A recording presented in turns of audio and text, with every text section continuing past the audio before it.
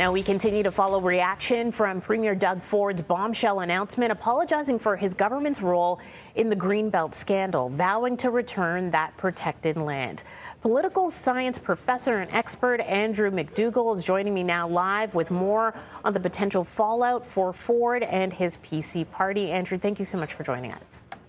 Good morning. Thrilled to be on. We'll start off with your reaction to this. Like, after weeks of hearing the double down on this decision, were you surprised when this announcement came down yesterday afternoon? Not particularly surprised. I mean, I think this is an effort by the government to staunch the bleeding from a story that's really captivated the public's imagination. People were following this very closely. They were taking a hit in the polls. It seemed to be getting worse for the government, and so this reversal was not huge. It was not terribly unexpected for me. I think this was something that a lot of people would say was probably the smart move. And you're talking about stopping the bleeding. We see poll numbers at record lows for Doug Ford right now. Is it too little, too late, do you think, for a reversal of this kind coming, nearly a year after people started sounding the alarm on this decision?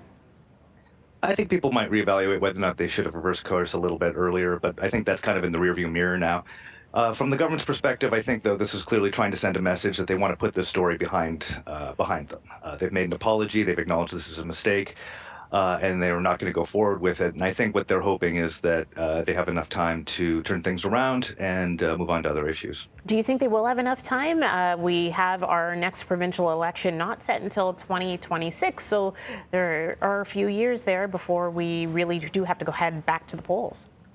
Yeah, they've got a fair bit of runway here, so I think they've got some time to turn things around. But I think to a certain degree, it's going to matter on whether or not there's anything else coming out of this, right? If there's an announcement of an investigation from the RCMP, for example, or other things come to light, that could change the picture. But we are some time before another election is due, and so they've got some space here to try to change the narrative.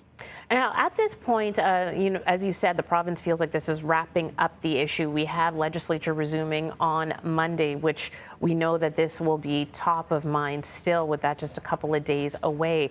Opposition parties, the NDP, saying that they're going to be putting forth a motion as well to ensure that this is something that is protected. Greenbelt is protected even beyond what Doug Ford said yesterday.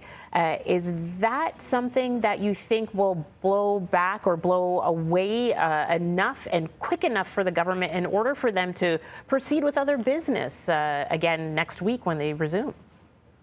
Yeah, I mean, the opposition parties are, of course, going to try to take advantage of this as much as they can. And I think the government, with the apology, is now going to try to go into this and basically say, look, we made a mistake, we've changed course. Even though the opposition parties are going to try to capitalize on this, I think they're going to try to say, look, there's no more story here, we're not proceeding with this, and it's time to move on to other issues. So how successful the opposition is in capitalizing on this now, we'll have to wait and see. All right. And credibility, does it restore credibility for voters, especially when it comes down to other deals that are controversial that have been made when it comes to Ontario Place?